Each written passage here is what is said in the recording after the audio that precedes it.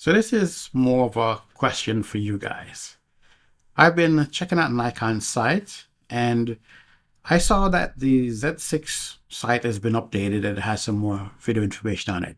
Now, I do recall on the Z6 II that they had published a lot of information about video and how that works, but I don't recall them doing that much in the Z6, or I could be wrong. Before we begin, please remember to like, share, and subscribe to the channel. If you'd like to support the channel, there are links for items to purchase in the description area of each video.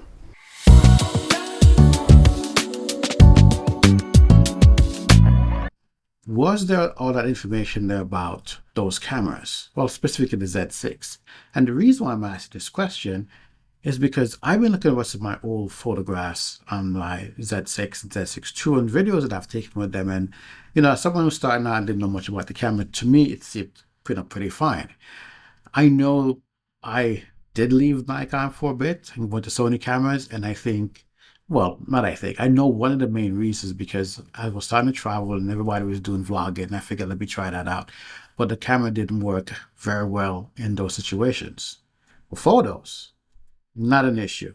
And while I see a lot of people complaining that the autofocus of the Nikon was not good, what I've realized that a lot of Sony shooters basically use a screen. A lot more younger people, not as seasoned, but they're influencers. They're on YouTube. They're telling people about these things, and when you watch some of these folks shoot, and they're looking at the back of the screen, that's not how most of us who came into photography in the old days from film would shoot. You look through the viewfinder, you compose, and then you shoot. So I know the younger generation tends to do a little differently, do things a little bit differently. And yes, I got caught up in that because, of course, you can shoot your iPhone, everything looks beautiful. It's effortless. So having a camera that shoots video effortlessly and you can walk around, I kind of was hoping that the Nikon would do this.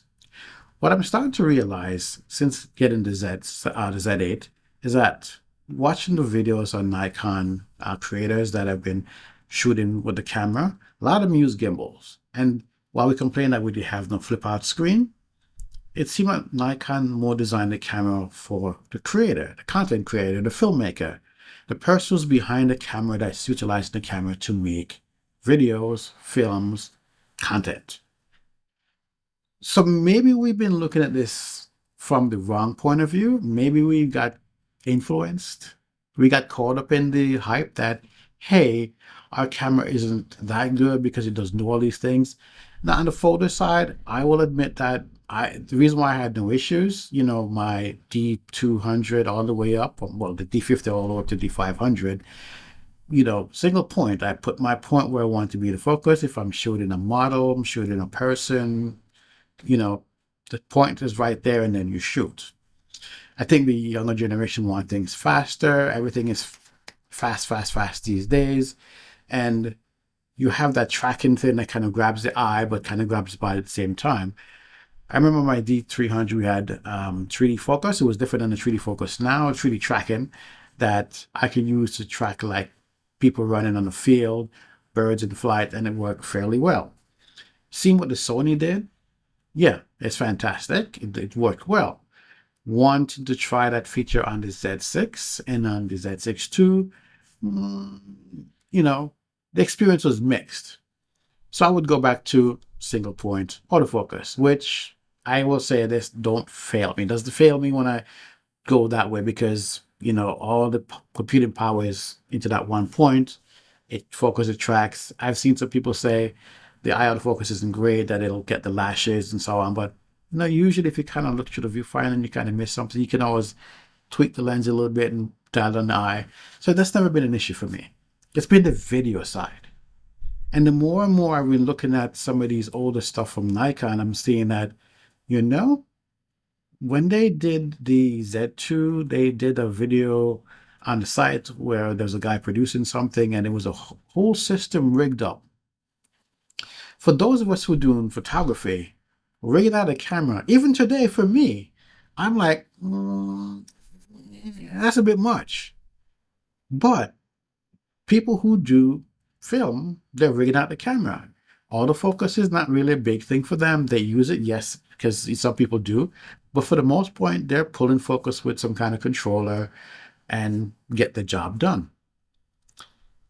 So I'm starting to think, I think we had it wrong. The more that I've been utilizing the camera recently with my Zeiss Otus lens and trying to pull focus with that thing, because the focuser is like 250, 270 degrees. So it's easy to dial things in with the manual focus.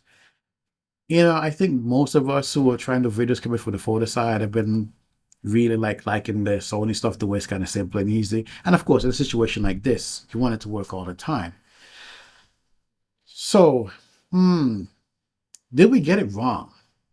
I know I did, and right now I'm kind of like, I'd love to get my hand in the Z6 and the Z6 II, or hear from people who have the Z6 and the Z6 II to test out some of these things to kind of let us know, did we really get it wrong on this camera?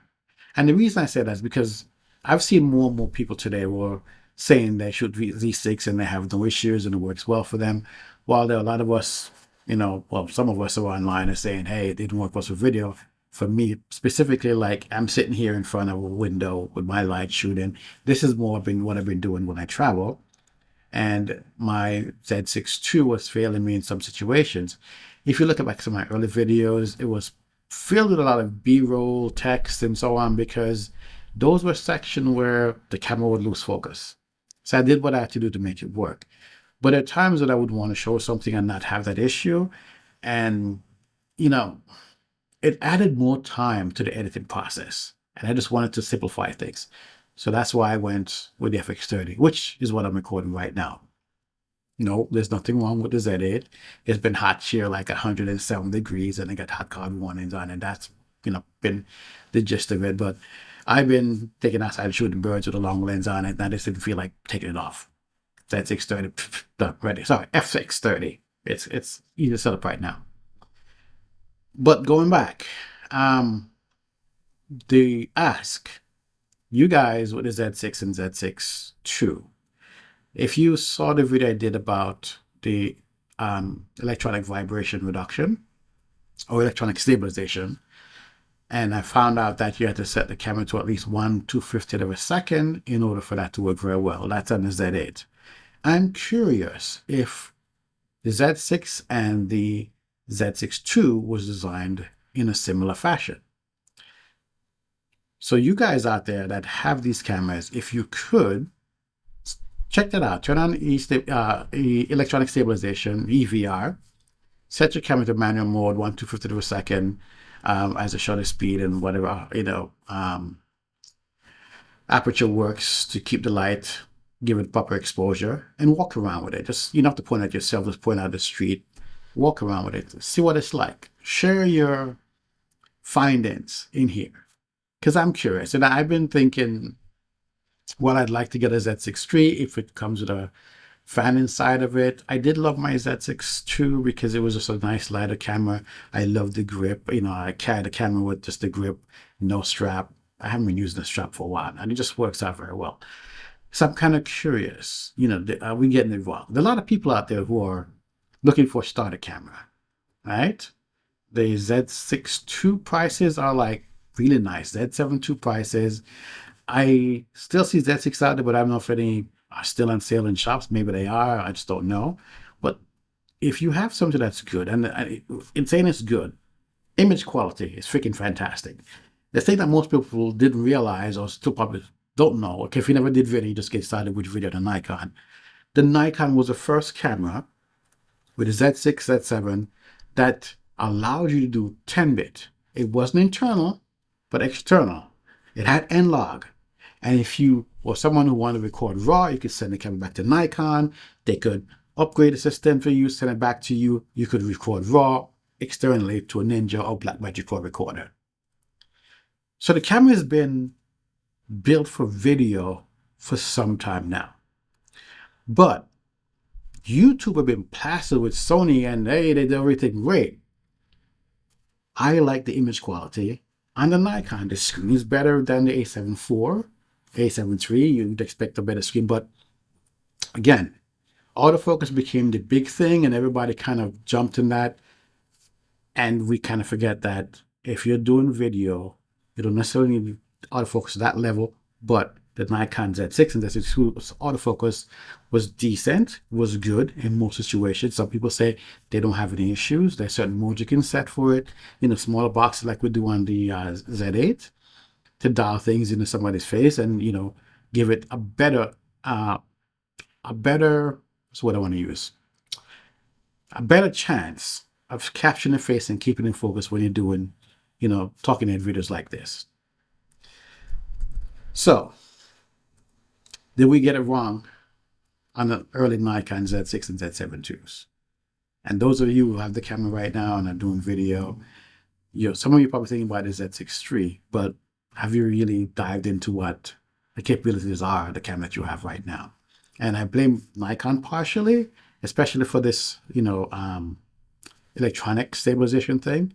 Maybe it was really good and we just didn't realize because we didn't know if to set it at a particular setting. I was on Robert Silver's live stream this morning, and we're talking about, and I shared information with the guys who were on the live stream to let them know that, yeah, I found out, I think Reacher was on somebody's live stream, and he mentioned that you had to set the camera to 1/250th of a second or higher to get the electronic stabilization to work very well. If it's lower than that, you know, more of the time we're shooting at double our frame rate, 120th of a second, so 1/24th of a second, you know, 148, 150, you know, 30 frames per second, 160th of a second, put a ND filter on it to kind of dial it in to shoot outside. So of course, you're nowhere close to making that thing work very well. And if you're walking around and hand holding it, it's not going to work very well if you're stepping, okay? I found the Z8 to be fantastic. It looked almost like what I would say very similar to what I saw on the Panasonic. Because if you watch the video I did, if you haven't seen it, go watch it. And the electronic stabilization on the Z8. I wasn't walking gingerly. I was just walking the street as someone who was vlogging. And the way that thing handled the footstep was like, it was smooth. It was fantastic. No one has really talked about this online. I don't think I've ever seen in a video about anybody talk about how great the Z8's autofocus is. So no, not autofocus, electronic stabilization. And everybody, including myself, over the years with the Z6 and Z6 II, Z7, have not seen in the video anybody say, hey, this is how to make the e-vibration reduction work on these cameras. Nobody.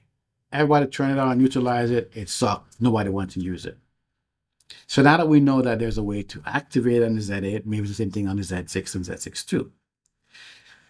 Maybe some of you don't have to jump to the Z6 III or to Sony or the Panasonic or any other camera because you already have a camera that's pretty fantastic. If you're already invested in a Ninja, you know, like I have here, then you're not really worried about getting the next thing.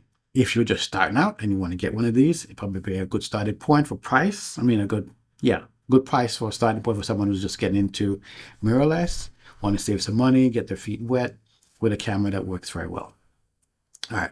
I know I've been talking for a while. I'm trying to make this short, but I've gone over. But yeah, what I asked for earlier, tell me about Z6, Z6 II, how the e-vibration works. Remember, 1/250th of a second or higher on the shutter speed, and share your thoughts.